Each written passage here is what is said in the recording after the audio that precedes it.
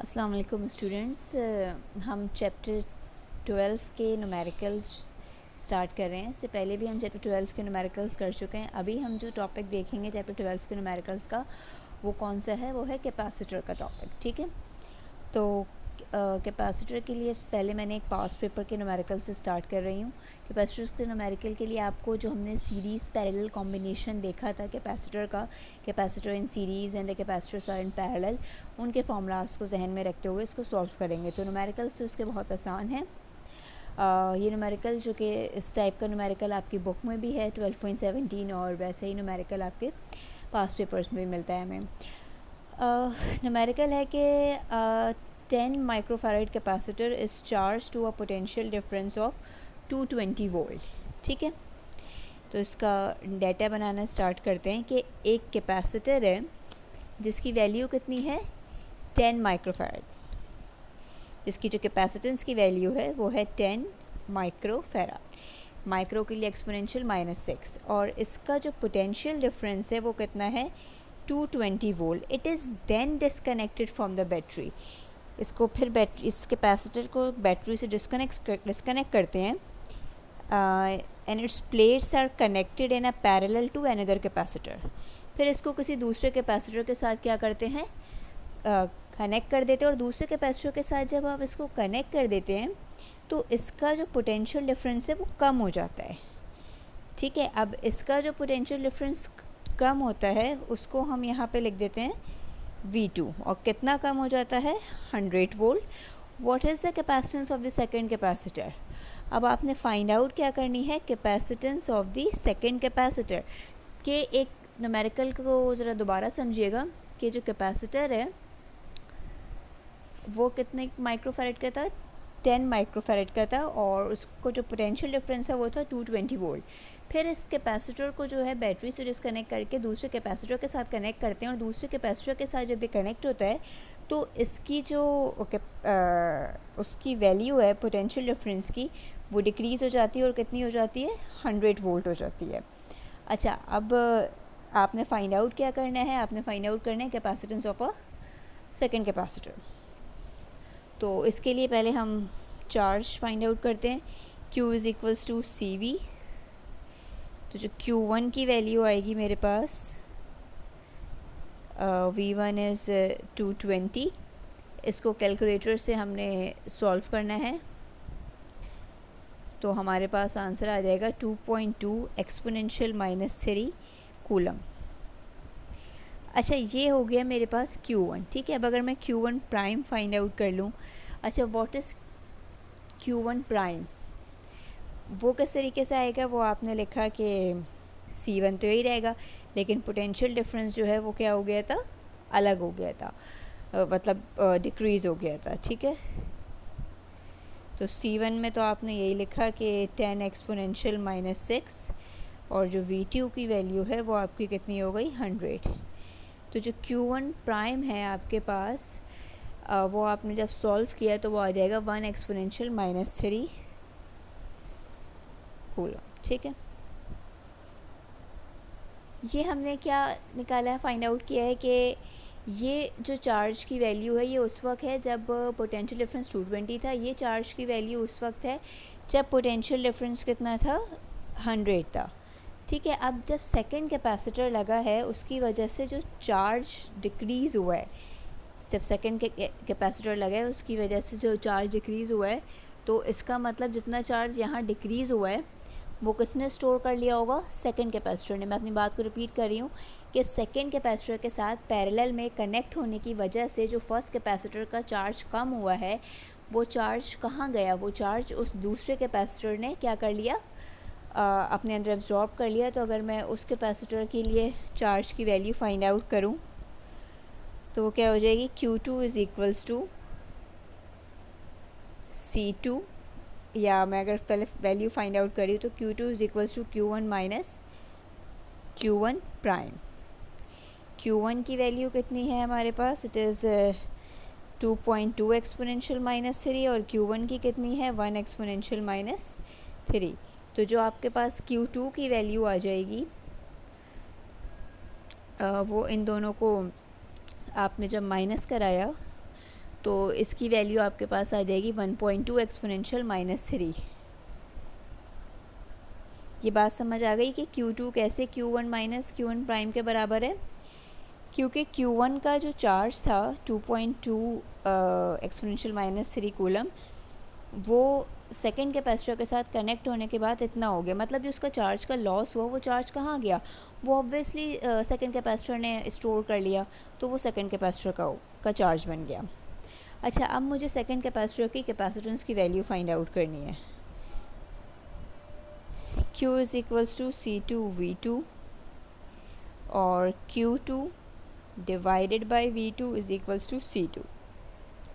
Second capacitor जो है पहले कैपेसिटर के साथ पैरेलल में कनेक्ट हुआ था। अगर पैरेलल में कनेक्ट हुआ था तो इसका पोटेंशियल डिफरेंस उतना ही रहेगा, कम नहीं होगा। इसका पोटेंशियल डिफरेंस वही 100 वोल्ट रहेगा। तो आपने इसका पोटेंशियल डिफरेंस लिख दिया 100 वोल्ट। और Q2 आपको पता है इट इज़ 1.2 एक्सपोनेंशियल -3 कूलम। तो आपके पास जो C2 की वैल्यू आ गई वो कितनी आ गई, 1.2 एक्सपोनेंशियल -5 फैराड। और अगर मैं 1.2 की जगह 12 लिख दूं तो ये माइक्रो एक्सपोनेंशियल -6 हो जाएगा। ये आपके पास सेकेंड कैपेसिटर की वैल्यू आ गई। सेम इस टाइप का न्यूमेरिकल आपकी बुक का 12.17 का भी है, ठीक है, उसको भी हम देख लेते हैं। अच्छा, अब इसमें देखें ये क्या लिखा हुआ है कि a capacitor of 100 pico farad. अच्छा, पीको का मतलब क्या होता है, एक्सपोनेंशियल -12, मतलब पीको का मतलब होता है 10 की पावर -12, ठीक है। तो जो आपको कैपेसिटर की वैल्यू गिवन है इट इज़ 100 पीको फैराड, तो आप क्या लिखेंगे, C1 is equals to 100 exponential -12, ठीक है। और इस वक्त जो इसको पोटेंशियल डिफरेंस मिल रहा है वो कितना मिल रहा है, 50 वोल्ट का मिल रहा है। सेम वैसे ही न्यूमेरिकल है जो अभी हमने पास्ट पेपर का किया है। Its plates are then connected to a parallel another capacitor and potential difference falls to, फिर आपका पोटेंशियल डिफरेंस कितना हो जाता है, 35 वोल्ट हो जाता है। Find the capacitance of the second capacitor. अब आपने कैपेसिटेंस फाइंड आउट करनी है सेकेंड कैपेसिटर की। तो उसी तरीके से हम स्टार्ट करते हैं जैसे हमने इससे पहले वाला न्यूमेरिकल सॉल्व किया था, कि सबसे पहले हम क्या फ़ाइंड आउट करेंगे, हम चार्ज को फाइंड आउट कर लेंगे। तो हम यहाँ लिखेंगे Q1 is equals to C1V1, Q1 is 100 exponential -12, V1 is 50। तो आपके पास जो Q1 की वैल्यू आ जाएगी कैलकुलेटर से सॉल्व करने के बाद 5 exponential -9 coulomb, means 5 nano coulomb. अच्छा, अब मैं Q1 प्राइम फाइंड आउट कर लेती हूँ। व्हाट इज़ Q1 प्राइम, कि जब इस कैपेसिटर को जो है पैरेलल में दूसरे कैपेसिटर के साथ कनेक्ट किया गया तो उस वक्त इसका चार्ज की वैल्यू क्या थी, उस वक्त इसका चार्ज कितना था, ठीक है। तो उसके लिए V2, C1 तो आपका वही रहेगा और V2 की वैल्यू 35। तो जो Q1 प्राइम है आपके पास वो कितना आ जाएगा, 3.5 एक्सपोनेंशियल -9।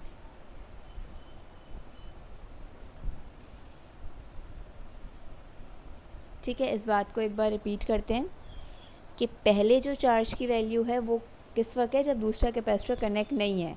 जब दूसरा कैपेसिटर कनेक्ट हो गया तो पहले कैपेसिटर के चार्ज की वैल्यू इतनी हो गई, मींस 5 नैनो से वो 5 नैनो कूलम से वो कितने नैनो कूलम हो गई, 3.5 नैनो कूलम हो गई।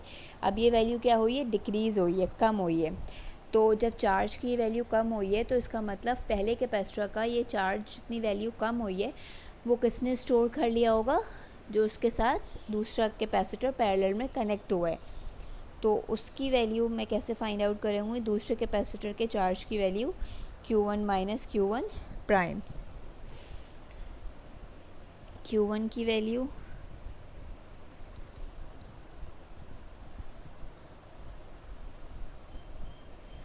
अब इन दोनों को जब आपने माइनस कराया तो ये आ जाएगा 1.5,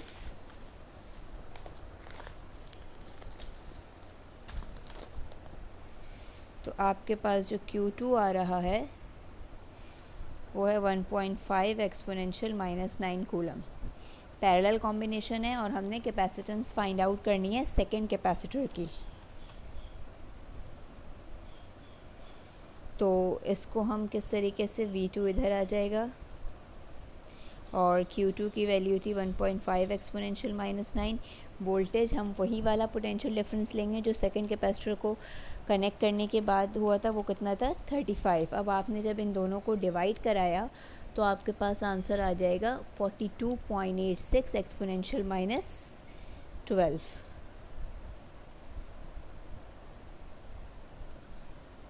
इसको आप ऐसे भी लिख सकते हैं पिको फैराड। ठीक है, ये आपका ये न्यूमेरिकल भी सॉल्व हो गया। अच्छा, अब एक और न्यूमेरिकल कैपेसिटर के ही टॉपिक से जो कि काफ़ी आसान है। 2 capacitors of 2 microfarad and 8 microfarad, 2 capacitor, एक 2 माइक्रोफैराड का और एक 8 माइक्रोफैराड का, वो सीरीज़ में ज्वाइन हुए और उस वक्त जो पोटेंशियल डिफरेंस है वो कितना था 300 वोल्ट था। ठीक है, इस वक्त आपने क्या फाइंड आउट करना है, find the charge and the potential difference of each capacitor. दोनों कैपेसिटर का चार्ज और दोनों कैपेसिटर का पोटेंशियल डिफरेंस आपने फाइंड आउट करना है। तो इसको किस तरीके से फाइंड आउट करेंगे, सीरीज़ कॉम्बिनेशन है तो फॉर्मूला सीरीज़ वाले ही जहन में रखने और ये चीज़ भी जहन में रखनी है कि सीरीज़ में चार्ज की वैल्यू सेम होती है, पोटेंशियल डिफरेंस की वैल्यू अलग हो जाती है। तो सीरीज़ कॉम्बिनेशन की वजह से हमने सीरीज़ कॉम्बिनेशन का इक्विवेलेंट कैपेसिटेंस फाइंड आउट करने का वाला फॉर्मूला अप्लाई किया। C1 की वैल्यू पुट की 2, C2 की 8 माइक्रोफैराड हम साथ में लगा रहे हैं, एंड में आंसर में हम लिख देंगे 2 और 8 का एलसीएम 8 आएगा। 2 के टेबल में 8 कब आता है 4 टाइम्स, तो 4 1 ज़ा 4 और ये तो 1 ऐसे ही। 4 + 1 कितने हो जाएंगे 5, 5 डिवाइड बाई 8, पर हमें C फाइंड आउट करना है तो हम इसको क्या करेंगे, अपोजिट इन्वर्स कर दिया, ये C 8/5, 8/5 कितना हो गया 1.6 और ये माइक्रोफैराड। अब जब मेरे पास टोटल कैपेसिटेंस आ गई है तो मैं टोटल चार्ज को फाइंड आउट कर सकती हूँ, Q = CV। V मुझे पता था 300 वोल्ट। अब मेरे पास टोटल चार्ज आ गया, जो इक्विवेलेंट चार्ज होगा वही इंडिविजुअल चार्ज होगा, because it is series combination, तो Q1 Q2 ऑटोमेटिकली आ गया। अब अलग वोल्टेज अलग होगा क्योंकि कौन सा कॉम्बिनेशन है, पैरेलल कॉम्बिनेशन है। तो Q1 = C1 V1। V1 की वैल्यू चाहिए तो C1 यहाँ मल्टीप्लाई होता है, यहाँ के डिवाइड हो जाएगा। Q1 की वैल्यू पुट की, C1 की वैल्यू पुट की, इनको डिवाइड कराया तो आपके पास ये V1 का आंसर आ गया, इट इज़ 240 वोल्ट। ठीक है, अब V2 आपने फाइंड आउट करना है, वो कैसे होगा, Q2 डिवाइड बाय C2। आपने Q2 की वैल्यू पुट की, V2 की वैल्यू पुट की, दोनों को डिवाइड कराया और आपके पास आंसर आ गया। अब इसका न्यूमेरिकल है 12.20।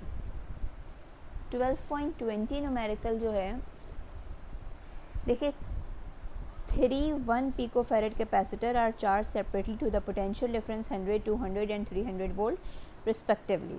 मीन्स 3 कैपेसिटर्स आपको गिवन है, C1, C2 और C3, और तीनों की वैल्यू सेम है 1 पिकोफैरेड। और इन तीनों का जो पोटेंशियल डिफरेंस है V1, V2, V3, उसकी वैल्यू आपको अलग अलग दी है 100, 200 और 300 वोल्ट। और कनेक्ट किस में है, पैरेलल कॉम्बिनेशन में। What is the resultant potential difference, the capacitors are then connected in the parallel, what is the resultant potential difference. काफ़ी आसान सवाल है, इसमें कोई मुश्किल नहीं आएगी आप लोगों को। What is the resultant potential difference, तो इसके लिए सबसे पहले आप लोगों ने इसके चार्ज को फाइंड आउट कर लेना है। ठीक है, कि इनका जो, क्योंकि देखिए रिजल्टेंट पोटेंशियल डिफरेंस के लिए जो आपको फॉर्मूला चाहिए होगा वो होगा Q = CV। तो C तो चलो बहुत ईजिली फाइंड आउट हो जाएगा कि अगर मैं सबसे पहले C फाइंड आउट कर लूँ कि मैं total equivalent C find out कर लूँ, इट इज़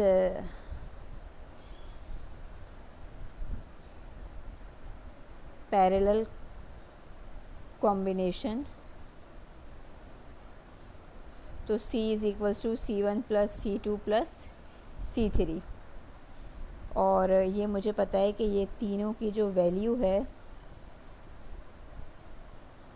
वो सेम है, तो जो इक्विवेलेंट कैपेसिटेंस आएगी वो कितनी हो जाएगी, 3 एक्सपोनेंशियल -12 फैराड। ठीक है, ये तो बड़ी आसानी से आ गया। अब Q is equals to CV के लिए V देखें इंडिविजुअली आपको गिवन है ना, तो इसके लिए आपको पहले फाइंड आउट करना पड़ेगा कि चार्ज की वैल्यू क्या होगी। तो मुझे Q1, Q2, Q3 find out करना है। Q1 is equals to C1 V1। C1 कितना है, 1 एक्सपोनेंशियल -12, V1 कितना है, 100। तो जो Q1 की वैल्यू आएगी वो कितनी आएगी आपके पास, 1 एक्सपोनेंशियल -12। इस तरीके से अब आपने Q2 फाइंड आउट करना है। Q2 1 एक्सपोनेंशियल -12 और V2 की वैल्यू आ गई 200। तो जो Q2 है आपके पास वो क्या हो जाएगा, 2 एक्सपोनेंशियल -10 कूलम। फिर आपने Q3 की वैल्यू फाइंड आउट करनी है।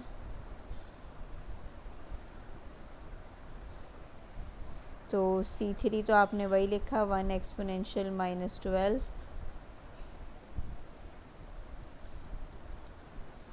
3 एक्सपोनेंशियल -10 वोल्ट, सॉरी कूलम। ठीक है, अब आपने क्या करना है, कौन सा कॉम्बिनेशन है ये, पैरेलल कॉम्बिनेशन है। तो पैरेलल कॉम्बिनेशन में टोटल चार्ज जो है वो किस तरीके से आएगा, वो इंडिविजुअल का सम हो जाएगा। तो Q is equals to Q1 plus Q2 plus Q3। Q1 है आपका 1 एक्सपोनेंशियल -10, Q2 2, Q3 3। तो आपके पास जो टोटल चार्ज आ गया कितना आ गया आपके पास, इन तीनों को ऐड करा के 6 एक्सपोनेंशियल -10 कूलम। टोटल चार्ज भी आ गया मेरे पास, ठीक है, और टोटल कैपेसिटेंस भी है। तो वोल्टेज फाइंड आउट करना, पोटेंशियल डिफरेंस फाइंड आउट करना कॉम्बिनेशन के लिए कोई प्रॉब्लम नहीं है।